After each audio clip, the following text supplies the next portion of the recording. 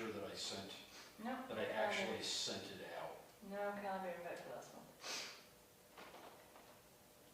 Should be able to pull it up from the webpage.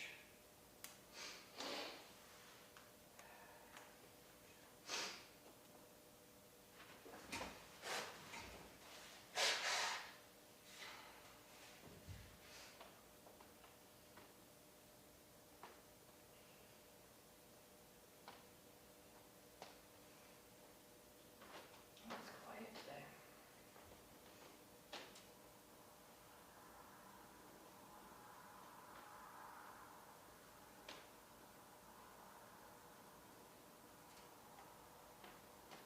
I don't think that's it. Invite for the joint meeting.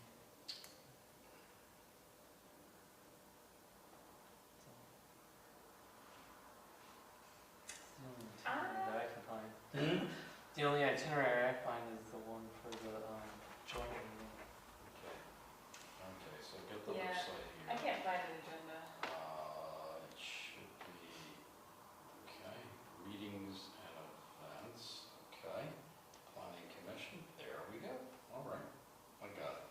Yeah. I'm not sure if Leon's showing up, but we have a quorum, so we can get going.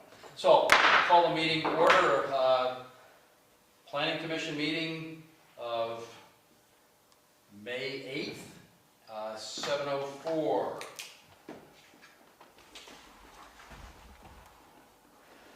I'm hoping this is a relatively brief meeting. First thing is the minutes from March, since we didn't have a meeting last month. I assume you guys read the meeting minutes and you're okay with them? I don't think I was here in my meeting, but I read the meeting Okay. minutes, I yeah. don't think I read them. I think they're pretty, I mean, I thought they were Can I pretty, take a quick look at it? I thought they were pretty clear. What's that? Can I take a quick look? Sorry, I think it got buried. That was the last meeting that I believe Leslie took the minutes for, so now I'm taking the minutes. I'm sorry. This is meeting minutes for 2 meetings? Oh, no, I'm sorry. No, that's, March it should just be 13th meeting. one Oh, meeting, Okay. yeah.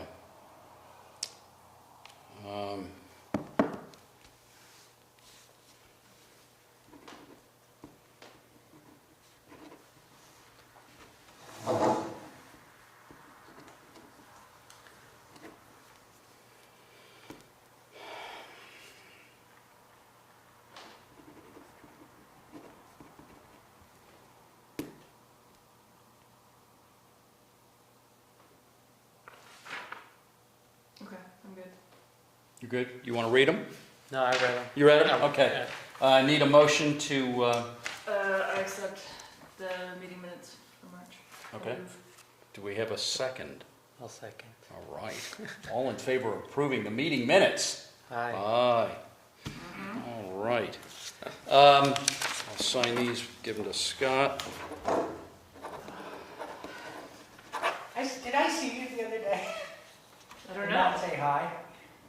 Where? I'm trying to think. I'm like, Perhaps, I don't yeah. Okay, the next item is running project, no, 2022-23 working zoning revisions. So this is essentially, it's what I sent you. I didn't send you, I sent you the document as well that BCRC updated. Okay. Right? Yeah. I did include that in the email. You did. Okay, good. I just didn't print it out because it's huge, right? Well, So. it's the entire ordinance, right? Yeah, it's, That's what I there, started to look at. there were changes throughout the entire ordinance, so I wasn't gonna print the whole thing out. It's not like I could print out a couple of pages and cover everything. So, but what I did wanna do is I wanted to go through a bunch of these things, not every single one, but I wanted to go through a bunch of them based on BCRC's changes, but also highlight a couple of things that we had touched on in prior meetings, but that I don't really think we had ever, where we had ever arrived at any kind of resolution. And I'll point those out at the end. And so what I did was I took a little license in creating changes in the draft, all right? I think they'll be non-controversial, but we'll discuss them, and that's why it's a draft, because we can go back and change things. So, starting on the, okay, so this is back to front. So starting on the front page, it says personal business services, professional business office at the top. So we'll skip that, we'll skip medical clinic, go back to them. Freestanding signs, okay, that was pretty simple. We agreed 300 feet, 50 feet between signs across contiguous properties. And so that's just noted in table 10.1. There was no wording change necessary. What was it, Phil?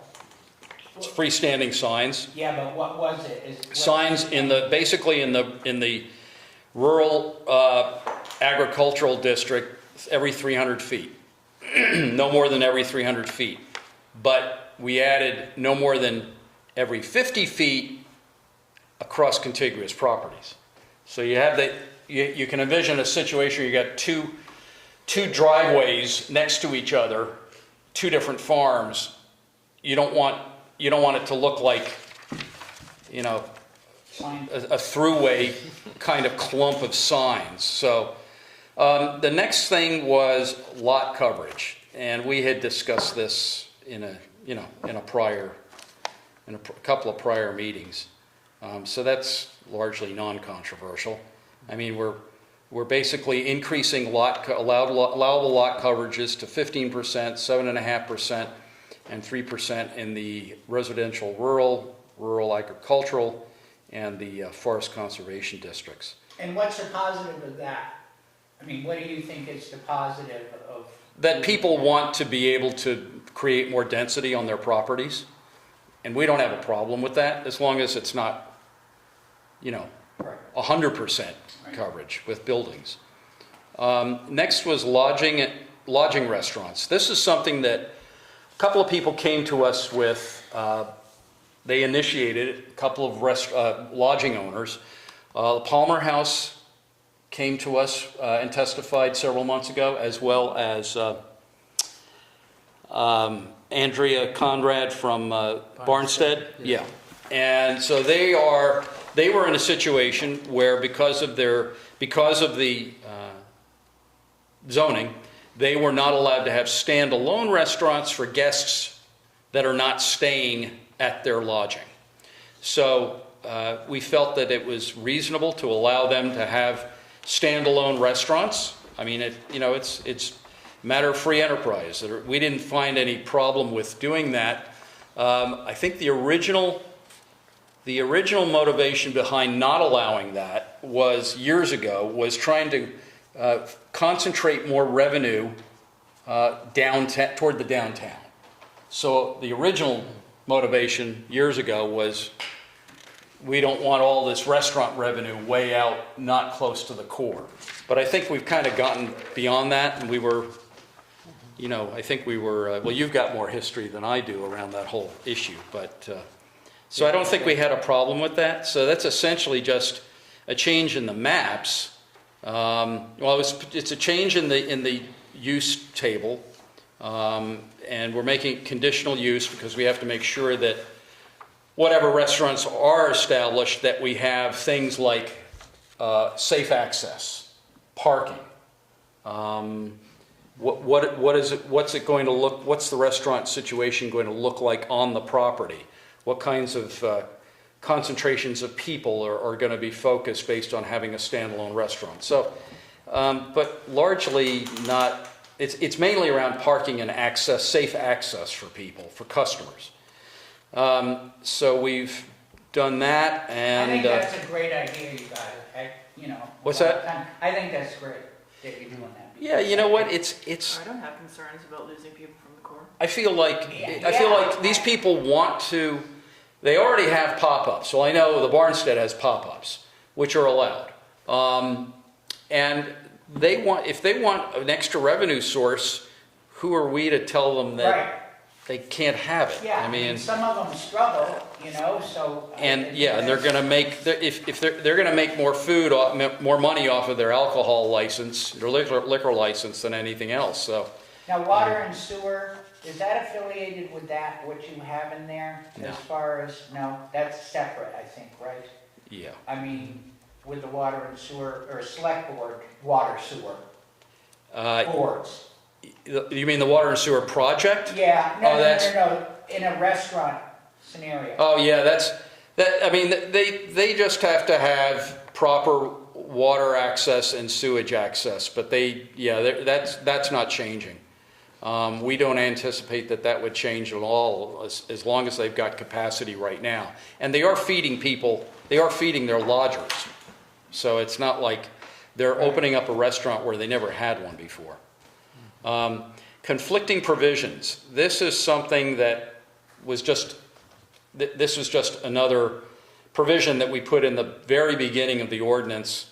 This was called for several months ago, well, actually prior to my time, as something that, if it doesn't exist, could be confusing, because I think it actually came up in considering the Benson Road project a couple of years ago.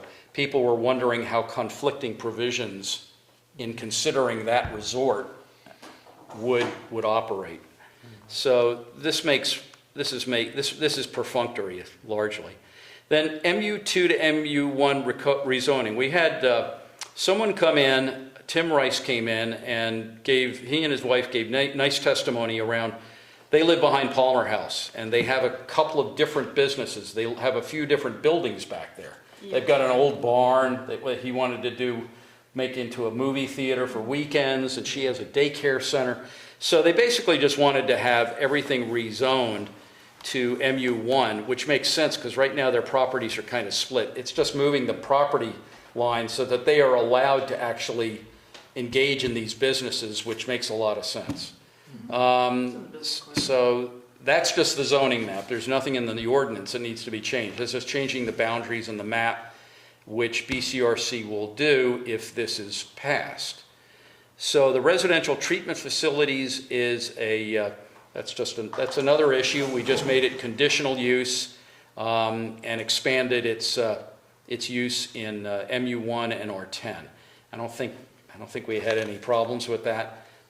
There are some large. We did have an idea with an eye towards that huge building on your street. Down as to whether that could eventually be used for residential treatment.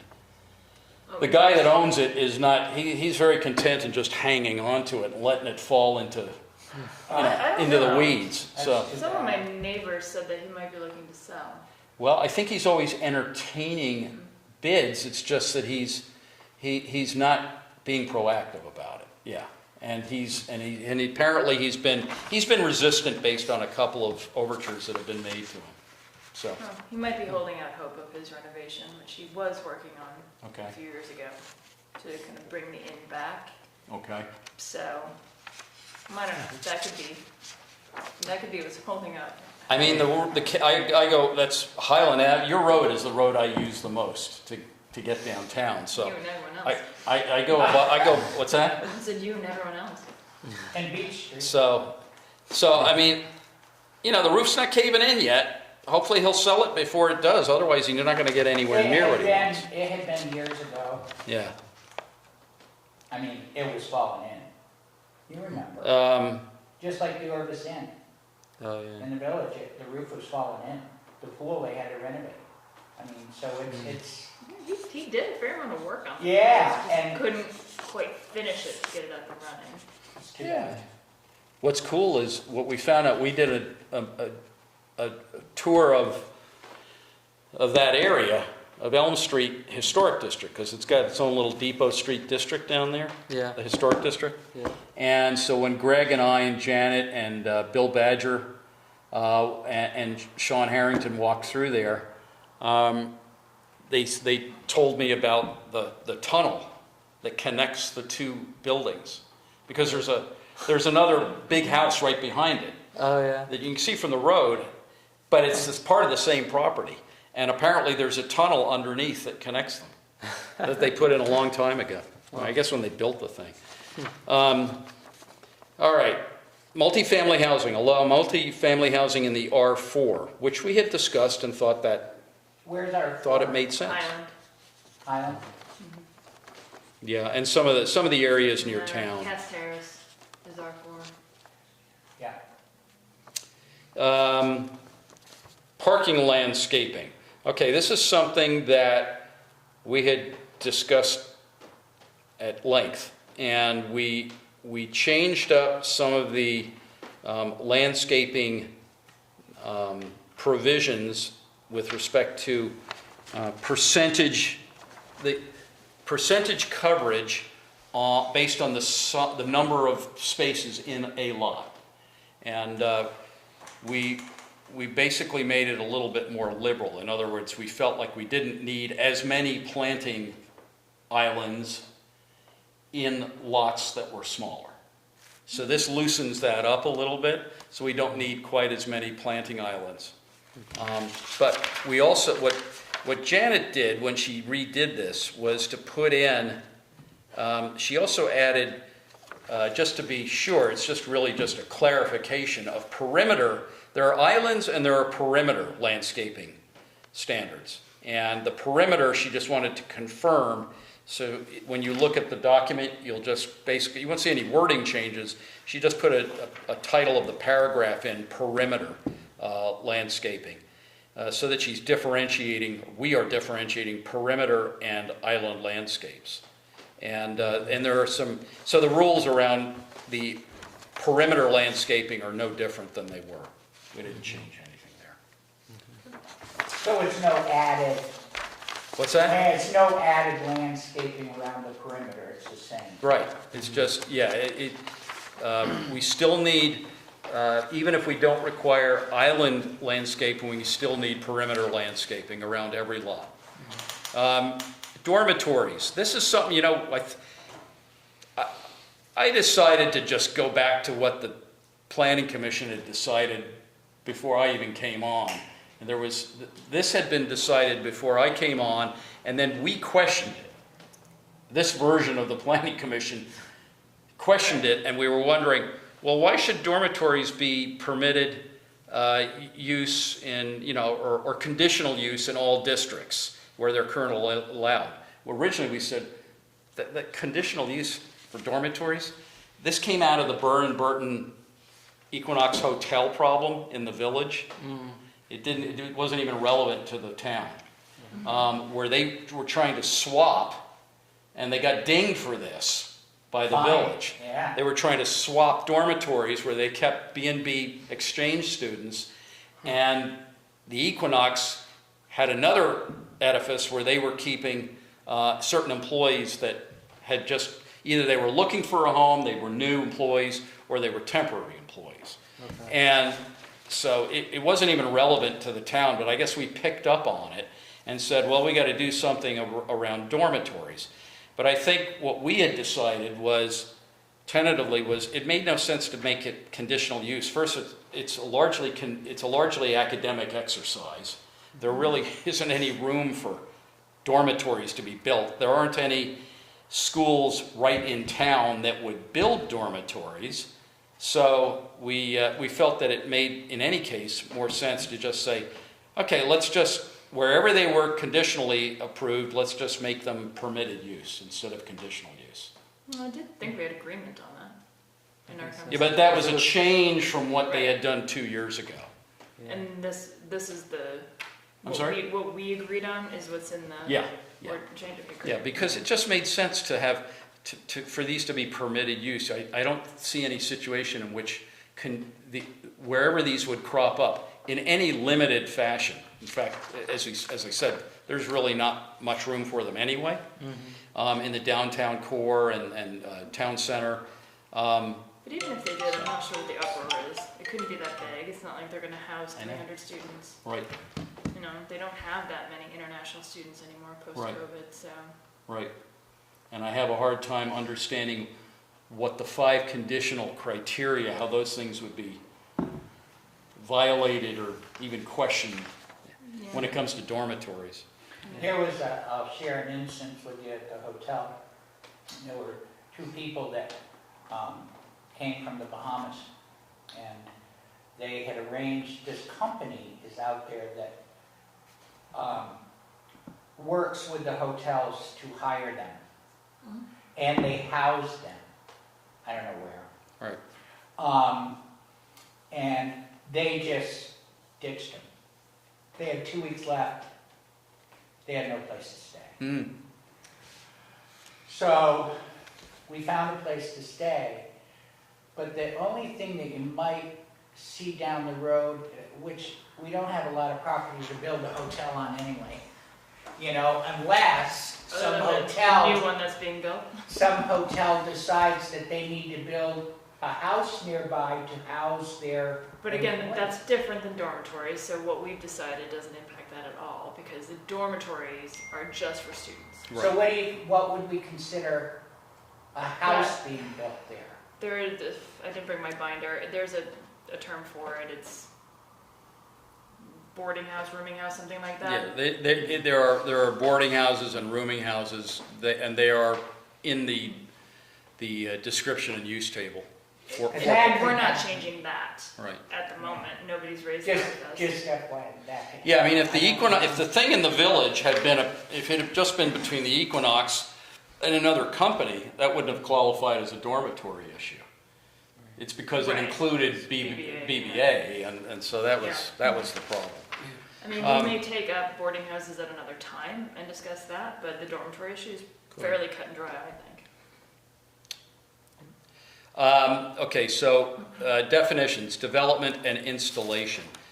This was something that we had to include because in the context of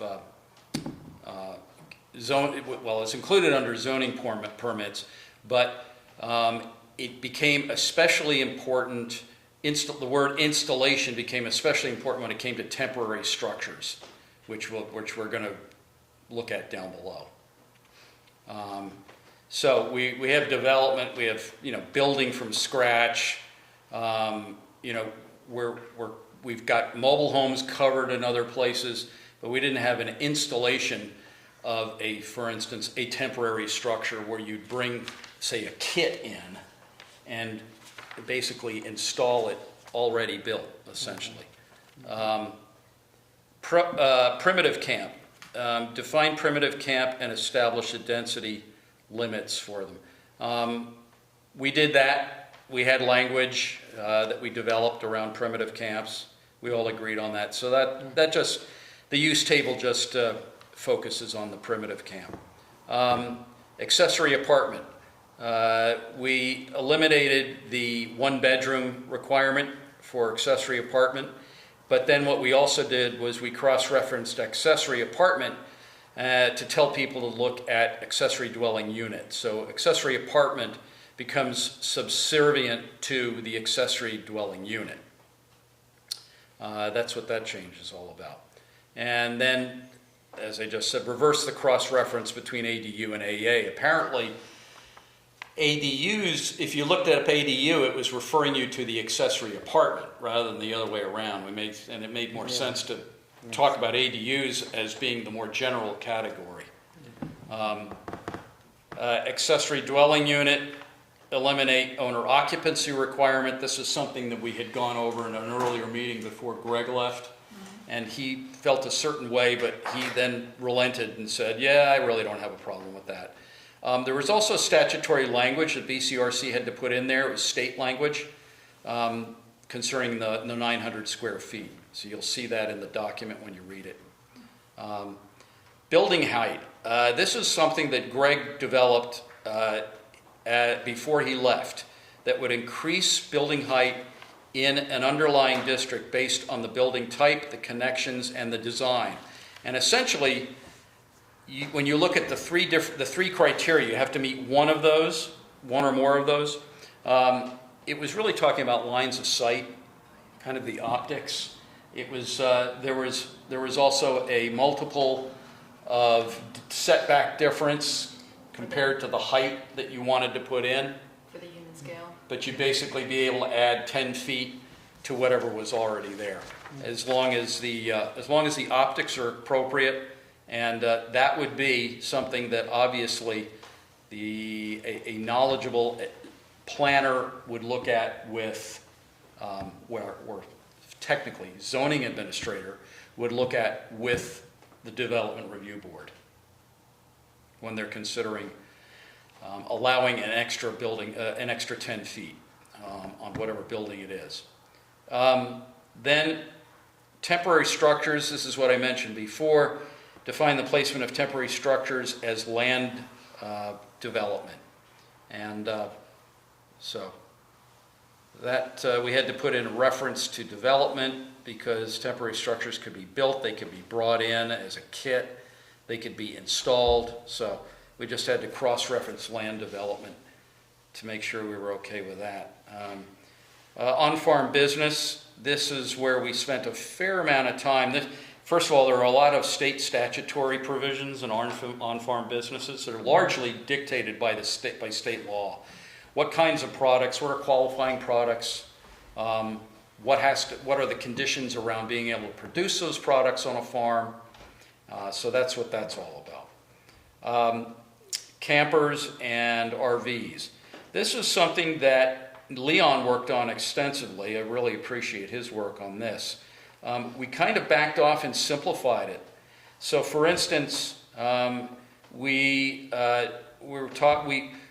essentially said, okay, well, some of the live-in provisions we kept the same or even loosened. I think we went a little bit higher in terms of number of days in our provision. But there are a couple of other things that are important. One was we took out any, because Leon had included it, any reference to public thoroughfare rules. There are separate bylaws that dictate what can be done on a public thoroughfare. Okay. So we don't have any reference to that in here. So I think Leon had included something along the lines of the inability to park on a public street if it blocks something or other. So we're ignoring that.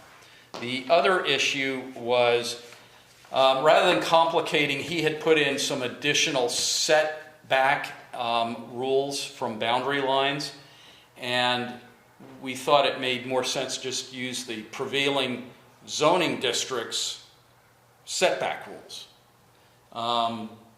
Minimums, maximums, rather than creating specific ones for this, because they weren't, what's in the ordinance already for setbacks isn't that much different from what Leon had put in. So that's pretty much what that deals with. I mean, you know, when it comes to the town ordinance obviously talks about blocking a sidewalk, so we're not putting any of that kind of stuff in here. If someone wants to park their RV in their driveway, as long as they're not living in it past the prescribed number of days per year, we're fine with that. How many days is it? I think 180. 180, yeah. The other thing is he had put in something along the lines of distinguishing transient guest from an owner, from someone actually living permanently living in the residence. We took away that distinction. Administrative review for multifamily projects. This is something, we put a line in around this, but we've been warned that if someone, what this would involve is not having to go to DRB to get full conditional use review with all the conditions that they review to get a multi-unit housing building put in place. And the reason that we put it in is because it accelerates the getting shovel ready with these things. But it only makes sense if we have a zoning administrator / planner who is very, very familiar with all the zoning, all the building regs, like someone who worked here, she was, So we were warned that if someone comes in, and right now it's drafted as the zoning administrator. So if we had a zoning administrator, but they didn't really understand this kind of thing, technically, if this is approved, that person could approve a multi-unit housing building, and perhaps that's not the best idea. So Yeah, you're Chris, saying the planning commission can approve, No, we don't approve anything. No, it would be the zoning administrator. So, but would that, approve it without going to DRB? Without going to the DRB for conditional use review. And They would that's- still, it still has to be brought to the DRB. I think that cuts both ways, to be honest. I mean, the DRB is not always well versed on zoning ordinance, I agree. so I'm not sure that it matters. I think practically speaking, you're right.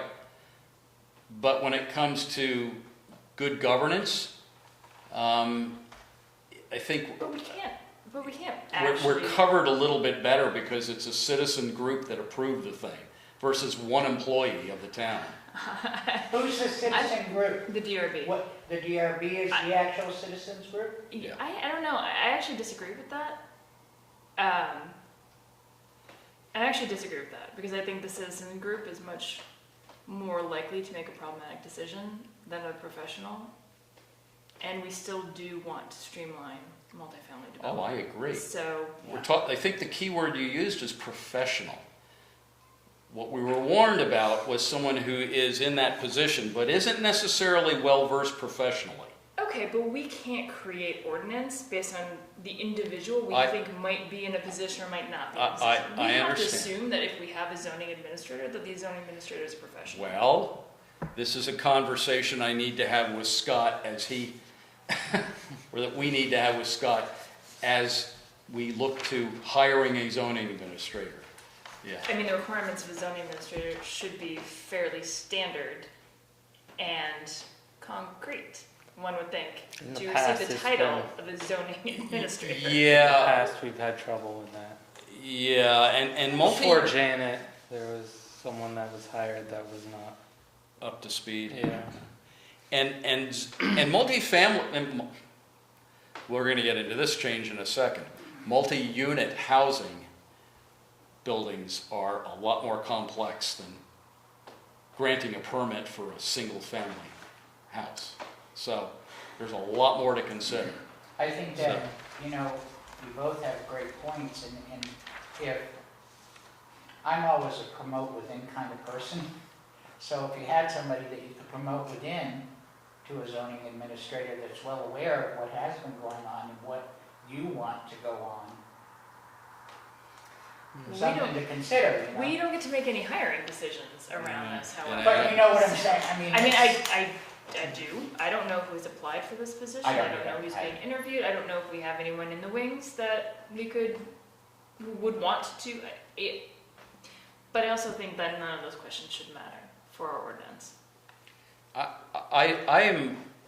I'm not that concerned because I think that someone who we hire as a zoning administrator who's at all worth their stuff, even if their field of knowledge is relatively limited, I think they're going to be self-policing. I would think so. I You know, mean, they're gonna a say, valid decision I need help with this. you Or know? they'll figure it out fast. backs Yeah, up on that's you. true. You know, I pretty mean, fast. I think, These are political positions, so. I mean, I think Janet, when Janet came in, I don't think she had training in zoning. I may be wrong, but she taught herself pretty much. You're right, when she started, Yeah. that's right, she came from another So, field. I mean, Yeah. So anyway, so that's, you know, I think we push it through, or we I'm at not- least present it and I'm not it's- concerned. see what happens to it. Expanding the NDA to include flood hazard areas, this is a real simple fix. All we had to do is put in a couple of extra words in these two subsections, and then and now we're compliant with state law. We what were is told- that? I'm sorry, what did you say? What we want to be able to do is put up new construction in flood hazard areas that are within the neighborhood development area. Why in don't the- you want to do In the well, because we're allowed to, first of all. This is, when we say, flood hazard areas makes it sound like there's floods going through here all the time. Now, we're talking about area that's, for instance, in this situation, area that is that surrounds the Battenkill but is not right next to it. It's not part of the riverbank. That's not what this is including. This is outside of that area. It's prescribed, and the state allows that if that area is within the neighborhood development area. And the reason we want to be able to do it is we want to be able to bypass Act 250. When you've got an NDA, a neighborhood development area, as we do in town, and it reaches out along towards the Depot Street project area, out towards J. Crew and those buildings back there. It basically flanks the river, and you're obviously not allowed to build anything on the banks. But outside the banks, it still might be considered a flood hazard zone. And in fact, it is over in that, we've talked about that a lot, way over in that, where the fireplace, who are the fireplace people called? The fireplace people? Fire department? No, The Rising Sun? the Rising is Sun. that, yeah, That's what you... the fireplace people, yeah. Goodbye! The guys that are down in the back there, next to the river. I feel like Moving east from there, that is a flood hazard area, but we are allowed to include that in the NDA. Is essentially what we're allowed to do with this additional wording by the state, which means we can build in those areas outside the immediate vicinity of the river and escape Act 250. That's what it allows us. That's what having an NDA allows us to do. So. Why, I guess my question, and a lot of question out there, is why you would even want to address outside of the flood area location? Why do you want to address housing in a flood area to begin with? Well, we are considering housing. I mean, first No, of all, I understand that. there are already businesses there, right? And we're considering, for instance, with the Depot Street project, we are considering housing there. Now, it's not single-family housing. It's not traditional, housing that necessarily has a concrete foundation with one or two families living there. It's multifamily housing, which represents in that particular area, as we've had many conversations about over the past year or two, it recognizes that there could be flooding there. And so it recognizes that there could be flooding there at some point. And so any building would have to be engineered to accommodate that flooding. But it's called a flood hazard area, but it doesn't necessarily mean it's flooding all the time. It's just that based on engineering proclamations, studies, it's been found that there could be, it's in the 100-year floodplain, basically. That's what we're talking about. I just think you're playing with that, and I understand, and I've been following the bill in Montpelier, but you're messing with that word flood. Even if it's engineered properly, okay, and a flood does come in there, okay, you got cars going to be somewhere, whether they're first floor, second floor, or whatever. You've got low income, affordable people in there that if their car got flooded, or how would we get them out of there? It's just a concern. I think we're just messing with getting into something we shouldn't. Well, what you're talking about goes to engineering, though, for a particular project that's being proposed. And that has to be individually scoped by qualified engineers to make sure that those kinds of problems don't occur. All we're talking about here is changing the wording that allows us to expand our neighborhood development area to avoid Act 250. That's all it does. It doesn't say you can now build where you couldn't build. It just means now you can build and avoid Act 250 in that area. So what happens with the Inn at Willow Pond they, per state guideline, I may be wrong, but you can correct me. They're in Act 250, Uh-huh. or were, to put in water and sewer. That's what put the company that is now bankrupt out. And it was water and sewer through Act 250. Is that gonna mean that they don't have to go through Act 250? No, They're not in the neighborhood development area. no, they're not in the neighborhood development area, plus, and they would have to accommodate Act 250 if there are a certain number of units.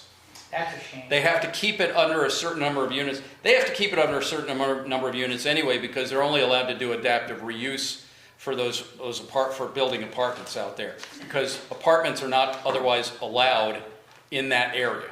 And they would be continually used and occupied rather than a hotel-ish Right. atmosphere. They Which is couldn't too tear, bad. the owner couldn't tear all those buildings down and rebuild them. That wouldn't be allowed. Well, even if it was affordability.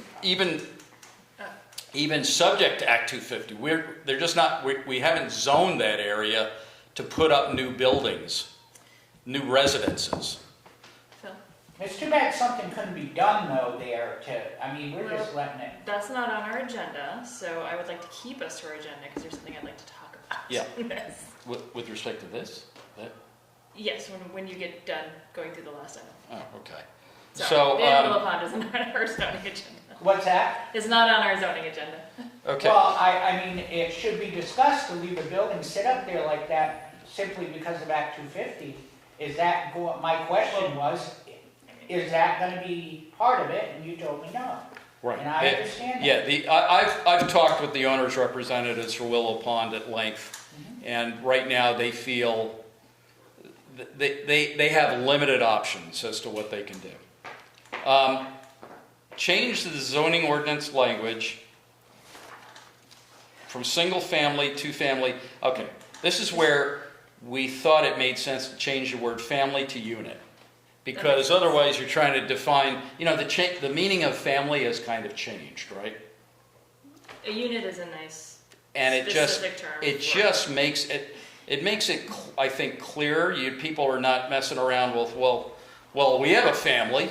Our family's just bigger than theirs. Well, what we've done is we've actually redefined a couple of terms. Family is defined, household is defined, so household is now family is now considered 8 members versus 5. So, Interesting. 8 adults. just 8 people versus 5 people. So we're expanding it a little bit with the idea that, well, there are a lot of people that kind of extended family type situations living in homes these days. Sure. Well, that's interesting because I've only heard of capping the number of people in a unit by adult. Because what you don't want are non-family adults living together. Because then you're talking about a frat house. In cities, this becomes a problem, and here maybe not so much. But to cap it, including children, I think might be problematic. I could see that would consider maybe a civil rights violation. Because then the municipality does not get to decide how many children a family chooses to have. Could be, but if anything, we expanded the number of people in a family from 5 to 8. So that means that we already had a civil rights violation in place. And I mean, I'm going and to raise the question. town council does review when these changes are made, so, For what well, that's worth. Well, take a look at the definitions, because that's where you see revised definition of family and also household, and how they comport with each other. Yeah. Because, technically, Leon would comply if he had all of his children living with him. Are we to say that, no, Leon, I'm sorry, you don't get to live in a unit because your family's too big? I think that would be problematic. But if you had, 8 adults who are not family members living together in a house, that also could be problematic. Could be, yeah. And it does happen. I'm confident that it does. And what happens is, it's not a dormitory, but there's people It's that have a situation. two-bedroom unit, I guess is what we'll call it, and there's 10 people there. It happens more than we really think it does, and to me, it's more of a fire hazard than anything else. But that would be a landlord issue, I think, with state regulations of occupancy, is that correct? I mean, it would be if it was tenanted, but I don't actually know what the state law is for I don't occupancy. either. Anyway. Yeah, I don't know. It does happen surprisingly. I mean, I'm not surprised at all because, you know, our tenants are Jamaican and they're constantly looking for housing for their colleagues. Like, it just doesn't exist. So I wouldn't be surprised if people were doubling and tripling up for just lack of any other option. Well, take a look at the wording and see what you think. All right. Going back to the first page, first 2 items, so I can finish this up. All right. Personal slash business services and professional slash business office. These are 2 different definitions in 417 in the use table, and I was always uncomfortable as to how these kind of integrated with medical clinic. And we had talked about this at a meeting, maybe it's before you joined us. Yes, before me. But we had talked about this early on, about, well, at what point does a professional office become, because you could think of a professional office as being, and it is defined this way as, for instance, a physician, okay? And at what point does it become a clinic? Or are they both the same? Or are you included in both? If you're a sole MD, for instance, in a practice. So what we tried to do is to simplify this. I think I overcomplicated it in my original recommendations as to how to change this. I reread what I proposed. I couldn't even understand what the hell I was talking about. So what we've decided to do, tentatively, is to differentiate medical, and we also added the word dental to clinic. So medical or dental clinic is a place where 4 licensed practitioners practice in one setting.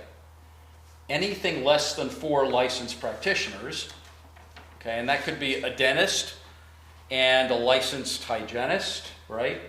Are those I mean, FTE equivalents? Or are they individuals? They're individuals. We're not talking FTE or PTE.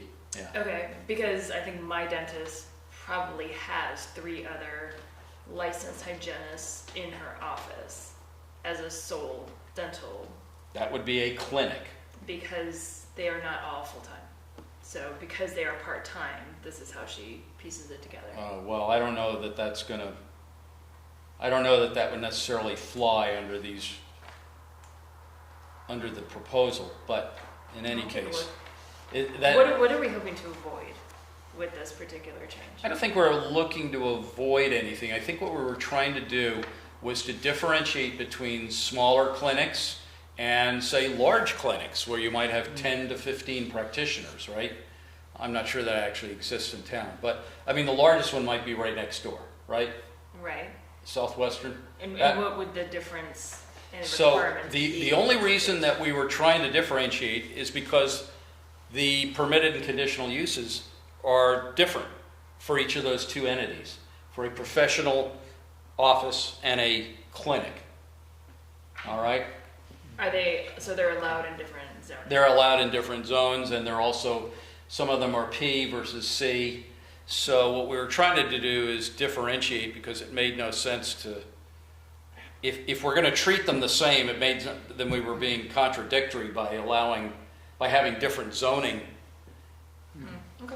allowances for each of those 2 entities. Yeah. So we kind of simplified it. We basically just said, we didn't really change the definition of, for instance, what's involved in a personal service business. Those could be people that support They have businesses along the lines of salons, copy services, accounting services, things like that, that could support professional businesses, for instance.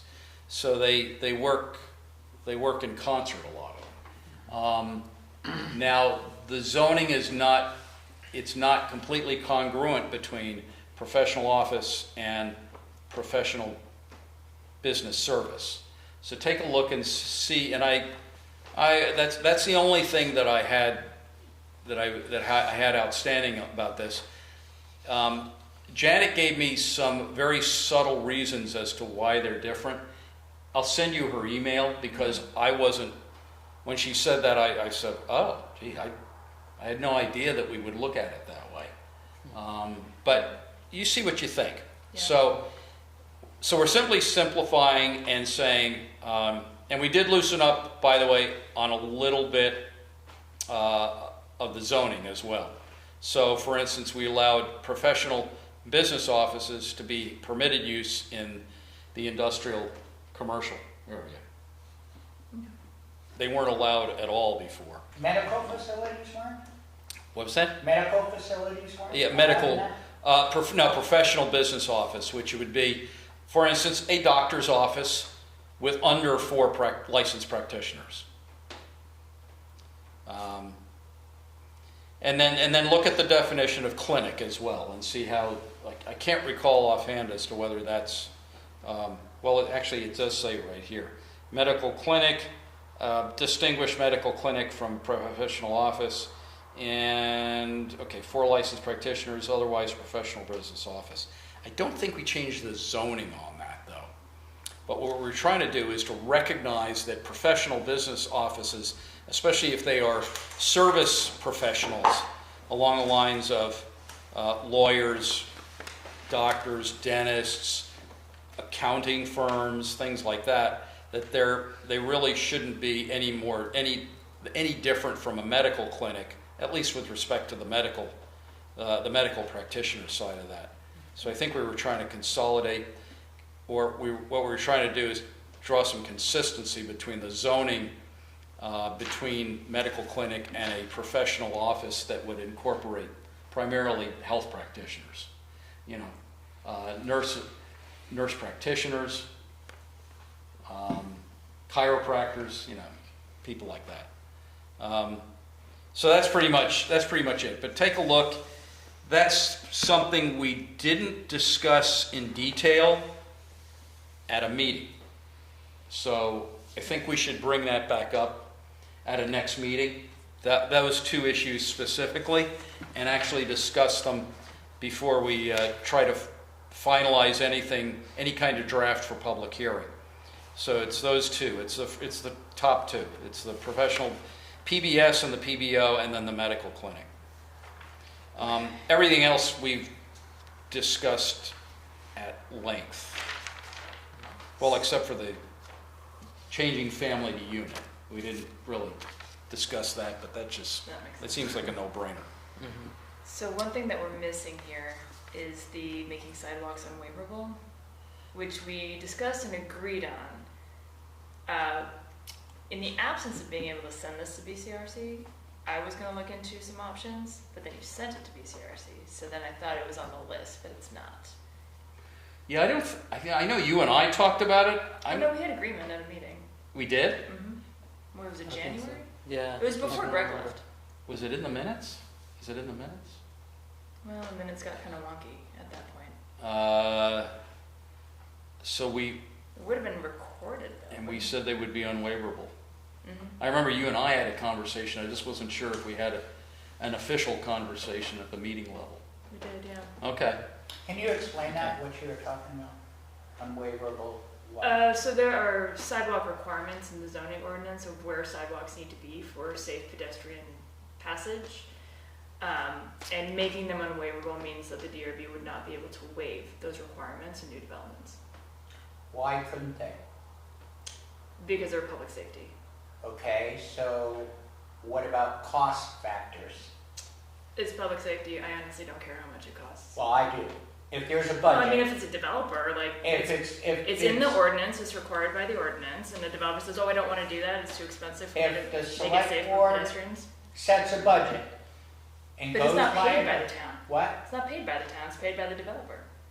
I mean, if it's town land, then the town pays for it, but I don't know, if you're building a new hotel, you need to have sidewalks that get your visitors, you know, to town, if you're walkable to town.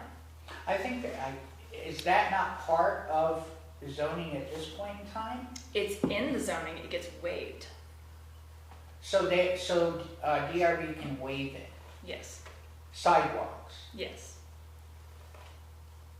Well, they can waive pieces of sidewalks too, right? Yeah, they can do whatever they want. Well, my point is They can do whatever they want. they can't just waive an entire sidewalk if No, it's, they do. really? Yeah. The whole thing? I thought they could just waive pieces of it. For instance, the pieces that they're waiving in the back of the Walgreens lot back The there. only reason there's any sidewalk there is because Kyle fought for it when he was still on the DRB. There's a sidewalk on, you know, Bill's new hotel only because Kyle fought for it on the DRB to comply with the ordinance. But the sidewalk does not go to the street, and the sidewalk does not actually give pedestrian access to the sidewalk across the street that gets into town. So pedestrians still need to like wander through the parking lot if they want to go into town and walk into town. There's a pathway around the property, and that's how DRB interpreted sidewalks. It doesn't actually take you anywhere, but there's a pathway if somebody So wants there's no to go sidewalk that goes from the property to a crosswalk across the street to get to the It doesn't even sidewalk need to be a crosswalk. on the It western side doesn't- of the road. But what we say in ordinance is that the sidewalk has to be able to take pedestrians to the nearest street. Okay, That's what's required by ordinance, and the DRB does waive that in entirety. interesting. I And in that have to in take that a, Walgreens parking lot redevelopment, there's that side that's privately owned, that side part of the parking lot that's getting redeveloped. There's no sidewalk from the parking lot where all the electric vehicle slots are to Main Street. There's only a partial parking lot to Memorial. So there's no safe pedestrian passage to Main Street, which is where most people parking there who aren't parking for school pickup and drop off would actually be going. So there's no safe pedestrian access at all. I have to take a look at that provision again. Does the state require, don't they have some requirements of, Yeah, there are state laws. well, so then why aren't they being followed? That's a great question. No, I'm not being No, I mean- sarcastic, So are you The saying fact that is the this- fact that DRB can waive this, that might violate state? It does violate state Well, law. if it does, then they need to well, follow it. Well, that's kind of a simple, Sure, they do, but an appeal to the DRB goes to the DRB and then to the environmental board. Like, it's kind of the DRB is a self-policing entity. Well, So if they choose to waive, then it gets waived. but the environmental Sure, but you also board have to. ought to, Sure, but you have to cease. know that they've made a decision and appeal it within 15 days. And like, right. those decisions are not always public within 15 days of the decision You being made. think? So all I'm saying is DRB should not have the ability to waive sidewalks at all. Like we have the ordinances, I mean, this was our conversation back in January. We have the ordinances for public safety. And public safety should not be waived. It's interesting to know too, when I was on the board and we did the roundabout, I brought up the crosswalks where they were gonna be at the roundabout. The four, north, south, east, and west, right by the roundabout. You should watch it someday, go down there and just sit The sidewalks? in the crosswalk. Oh, we're in And there. the I walk it all the people- time. You know, I mean, they're right there by the roundabout, and the state said they had to be there. They had to be there. They couldn't be down where they were. Now, the one originally was on the path to the bandstand there. You know, that's where the original sidewalk was. Away from the roundabout. I But mean, the state said, this is where it's gotta be. I walk that crosswalk all the time. On a regular basis. Rather have the crosswalk than not. Well, I know that, but it's just, I think it's dangerous there. I mean, Well, I think walking along the road it is more dangerous. So, anyway, this was a decision that we had come to, but didn't make it onto the list because Yeah, I didn't get it on my spreadsheet. I was going to So- give you something because I didn't think BCRC was going to be able to look at it. but Yeah, we did look at it. that's right, that's right. Now I remember, yeah. So You were gonna give me some wording, that's right, yeah, okay. because BCRC So- couldn't get to it. Well, so- we have another, we have another slate of changes that are gonna be more contentious, more complicated. So, we're not done. We're not. I certainly don't want that on the more contentious slate, though. Yeah, the problem right now is that BCRC has run out of money that we gave them. Yeah, I'm confident that that's true. That we've. I mean, I can go back to the drawing board and find. They're up against the quote, so. That's on the select board agenda tomorrow night, What is? money. Money's always on the select agenda.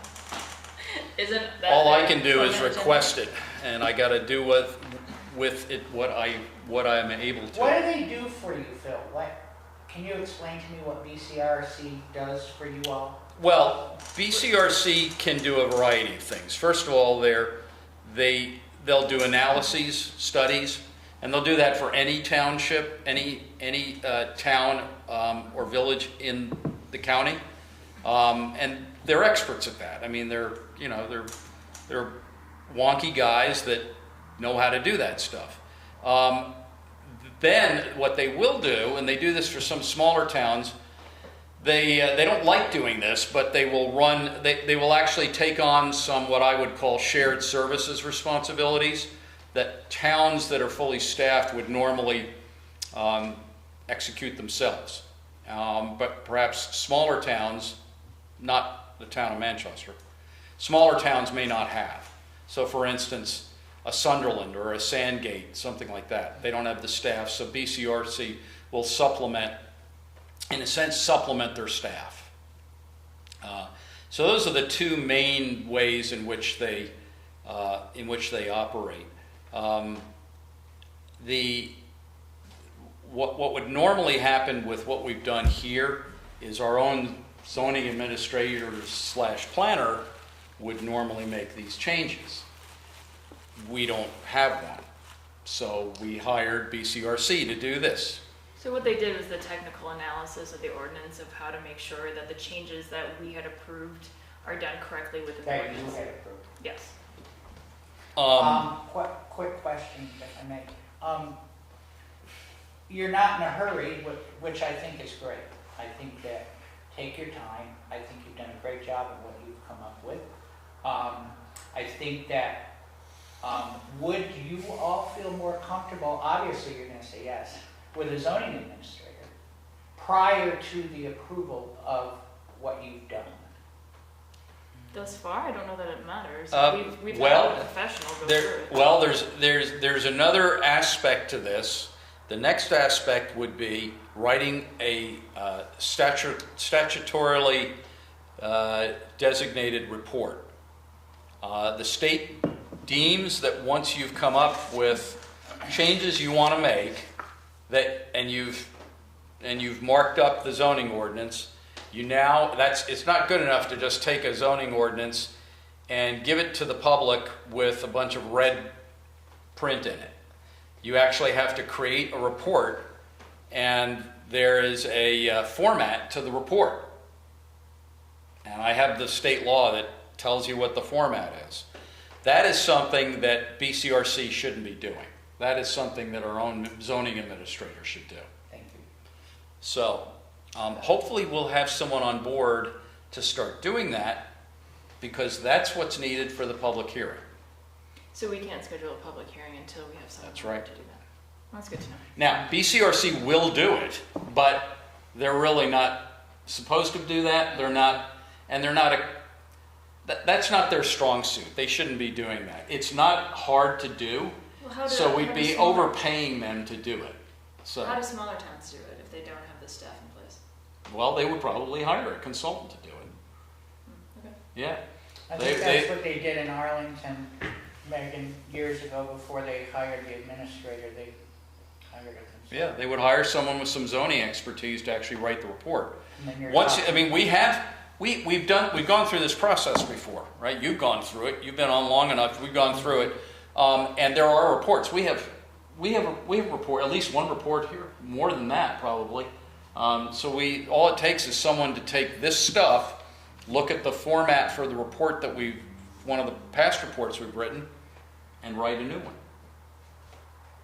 It's not rocket science. I think that, I praise you for what you're doing, because I think it's good, but I think we really need to be careful on what bylaws that we put into place so they can be enforced. And I don't mean to throw this as an example, but the open flag ordinance was violated, and it wasn't consistent in the process. And it's not Peter's fault, it's not Janet's fault, but they just don't have time to do that. And I don't mean to call it petty, because I don't think it is petty, but they don't have time to do that. So we've got to really be careful, and I think all you've done is great, but just be careful on how they enforce it, because even putting in a zoning administrator and maybe a part-time something, it's tough. I mean, Lee went around almost every other day for 3 or 4 hours, just, trying to make sure that things were good, within the bylaw.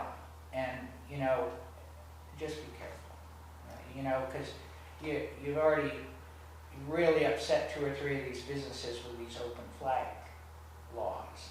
Now, I know it was a big deal, it was a big discussion, whatever, but, maybe you need to look at that and maybe do a standardized flag for the town of Manchester. Open, this is what you do, this is what you use, this is what you have, boom. No problem. Just an idea, Mhm. I mean, because a lot of these littler businesses are really struggling still, and not have an open sign or flag or whatever you want to call it, but something to consider, Mhm. because they're really struggling. Okay. Well, that's the extent of our agenda, right? What's that? Is this the extent of our agenda? No, Yeah, no, we have a couple of updates. all right. Of course, the updates are going to be brief. Housing Task Force, they're moving along with business, with the nature of their business, which is they are considering different areas to build, but more importantly, they've broken up into subcommittees around governance and zoning and communication, and so they are. I don't know all I have are the minutes. I don't have, and I can forward them to you if you want. I'm good.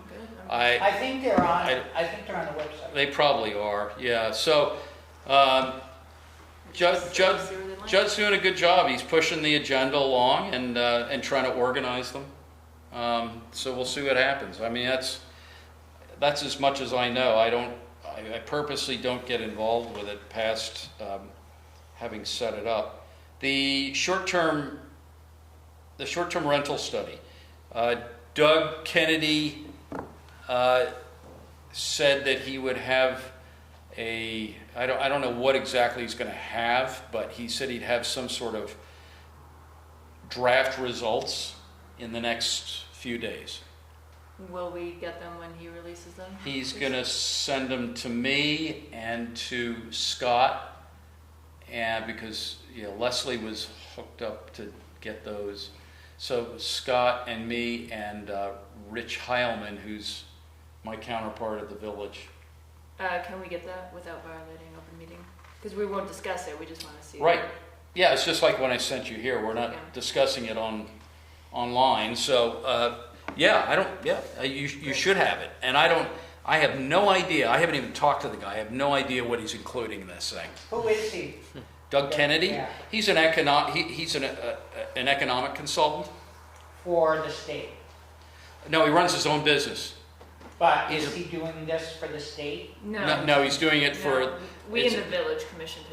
This is we commissioned him to do an economic impact study, and it's a joint project of the town and the village. Yeah, I remember. And the town and the village each have their own separate interests with respect to short-term rentals. So I'm eager to see what Doug comes up with. He's a man of few words, so I don't really know what he's going to come up with. Next is the town plan. Okay, so the town plan. We have it. We were supposed to respond by this Friday, I believe, as to whether we were going to accept the municipal planning grant that we were approved for. Oh, I didn't realize we got approved. Yeah, for it. we were approved for that. We heard a few weeks ago, but we have to accept it.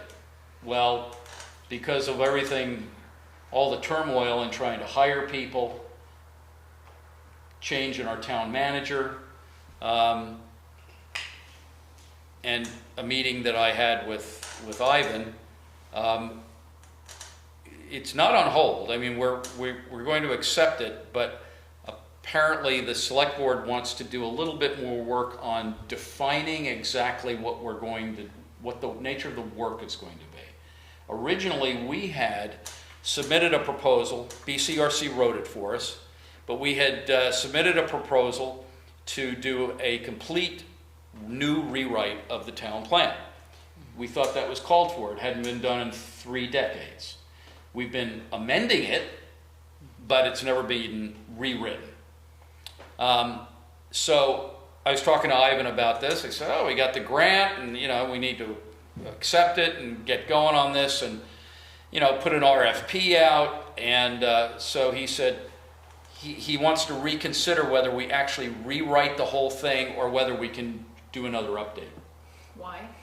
I didn't. It was an aside to the main topic that he and I were meeting about, so I didn't really get into it with him.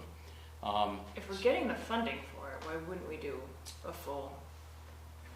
I mean, is his concern that the funding from the grant would not sufficiently cover it? No, I don't think that's it. I think he's concerned. I think in part he's concerned about the effort involved. So. Doesn't that fall on us?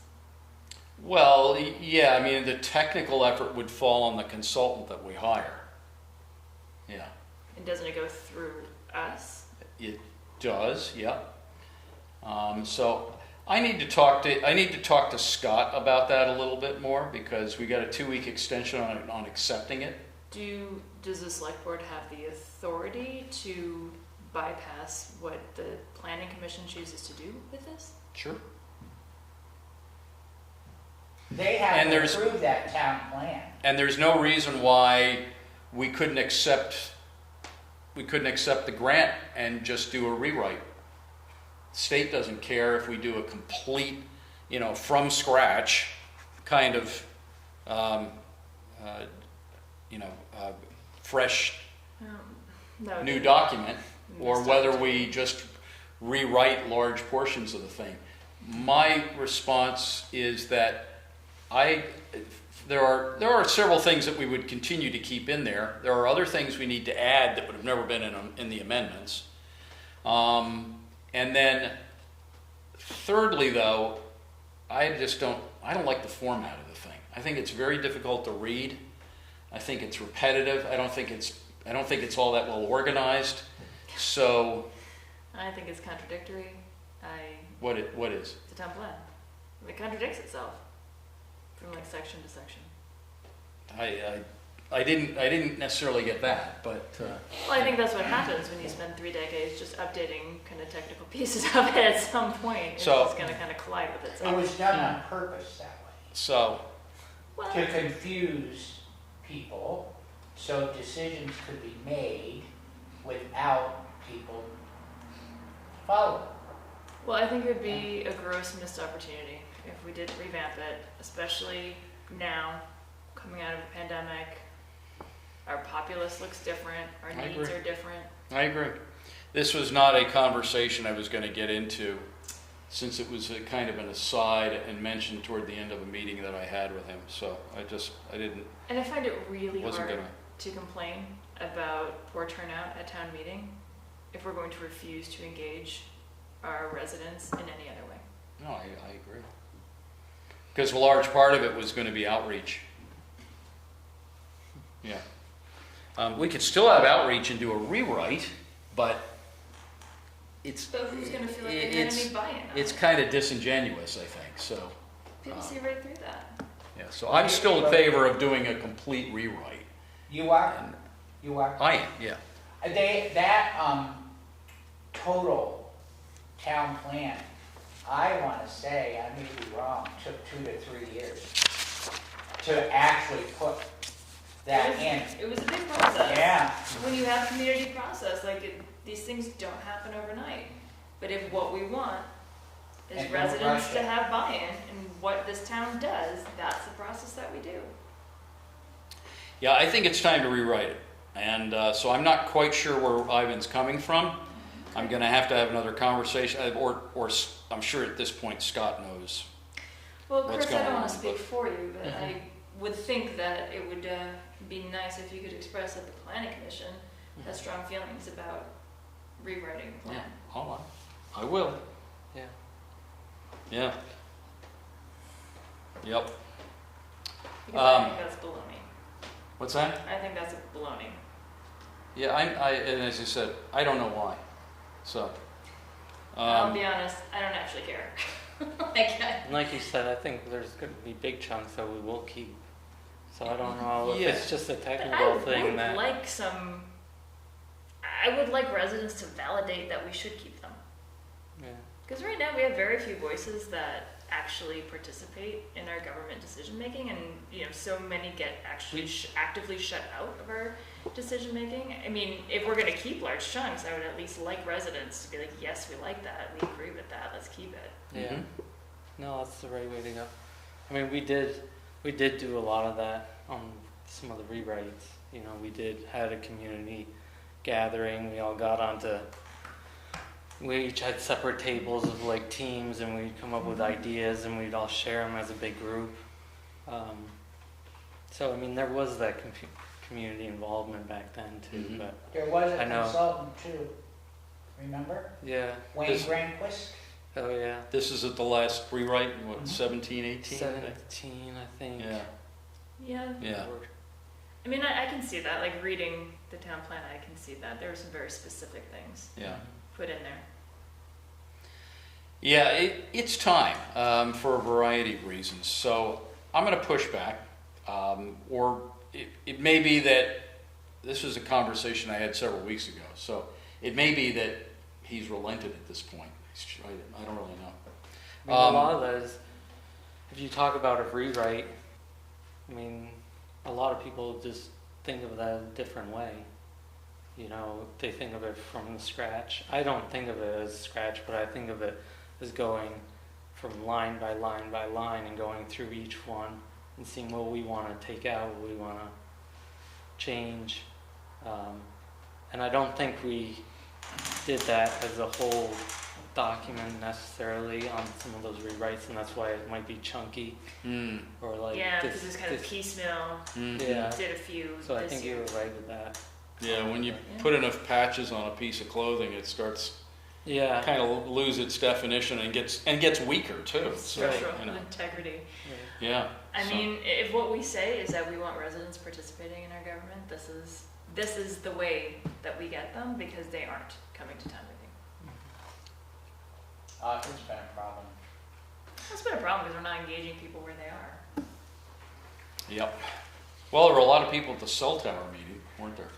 There weren't as many people as I thought would be there. Okay, I but thought there'd be even more people. there is a consistency among all of these meetings that maybe you're not catching, but it's all the same demographic. I know that. But, I mean, but I would have expected more people there. I actually would have expected more people with families there. Yeah. Yeah. There was a suspicious kind of overweighting of older people there. Which is true for our town engagement. Yeah.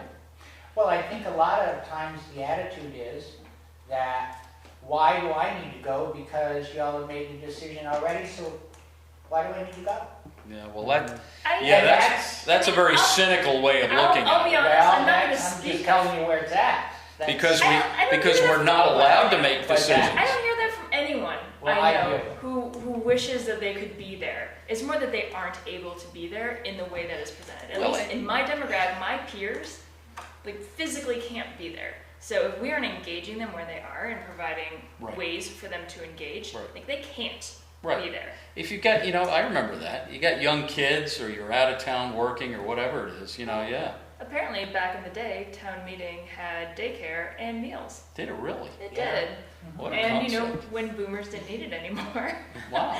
all that went And away. Girl Scouts and the Boy Scouts selling cookies and. Now, that would be interesting to I mean, to my provide a generation meal doesn't get as accommodations. part of a town planning session. Leslie Keefe, Yeah, didn't we organized it. discuss like kiosks or something before Janet left? We were talking about informational kiosks where people could go up, scan In town, yeah. the code and like to- give feedback. Right, to learn about to learn about features of town, Yeah. Yeah. I mean, there are That would lots be of good. interesting ways to engage people where they are. We're just not using them. Yep. I agree. I think that got more to be a legality, Chris, because with the state, like the library had their thing one year and something happened with the state, a town clerk. They couldn't have that there or something, I don't know, if I remember right. But those are good ideas to try to engage people, but. Mm-hmm. I mean, my peers want to engage. They're watching the stuff, they're watching the videos after the fact. How many people do you know who don't want to be there, sit down and watch the video of town meeting? Right. Because people I know do, because they want to know what happened. They just couldn't be there. Right. I think a lot of them too are just afraid to communicate, you know? I don't think that's my peers, I'll be honest. They're just too busy coaching their kids and every weekend activity. It's tough. I mean, you're all volunteers. It's not easy. It's. Yep. Takes But now, time. Did you discuss as open session your decision on the cell tower? Oh, yeah. Yeah, well, that was, So it was an open meeting, what Right. you were going to say and decide on? oh, yeah, you talking about a recommendation, you mean? Yeah. Yeah, at the very end, Greg sort of threw it to me, and I said, based on everything we've heard, we need to put forth a negative recommendation. And everybody liked that idea. I mean, I didn't hear anybody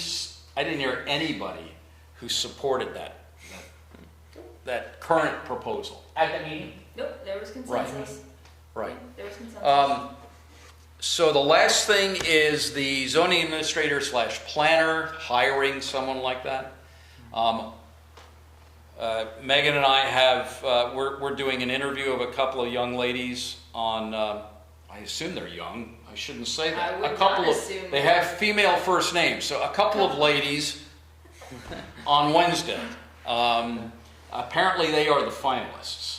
Okay. So there's already, one interview has already apparently taken place with town staff. Okay. So hopefully we're close to having a zoning administrator. I don't know anything about their experience, whether they have associated planning experience. Do we get the resume? I'm going, Or do we show up? I've been meaning to ask, I should have just asked Scott. I'll email it tonight and have him send you and I the resumes. Appreciate that. Okay. So hopefully that'll go well. I mean, I guess they're bringing them back. They're bringing these two people back for a second interview. So I guess they felt, reasonably pleased with what these people had to say the first time. And that's pretty much it. Any other business at this point? We're 3 minutes early. Okay, motion to adjourn. Make a motion. All right, seconded. Aye. All in favor, aye. We are adjourned at 8:27.